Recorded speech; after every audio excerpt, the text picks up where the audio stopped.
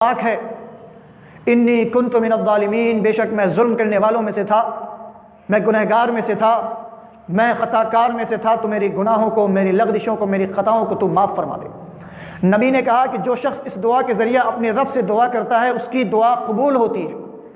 اللہ رب العالمین اس کی دعا کو قبول کرتا ہے۔ علامہ ابن قیم رحمہ اللہ نے اپنی کتاب الفوائد کے صفحہ نمبر 53 بیان فرمایا کہ انسانوں کی مصیبت سے چھٹکارے اور نجات کا بہترین ذریعہ توحید ہے۔ اسی لیے انسانوں کی مصیبت سے چھٹکارے کے لیے جس دعا کو اللہ نے پسند فرمائی وہ دعائے توحید ہے، اور یونس علیہ السلام نے جس دعا کے ذریعہ رب سے خطاؤں کی لغزش کی معافی چاہی وہ دعائے توحید ہے، اور وہ دعا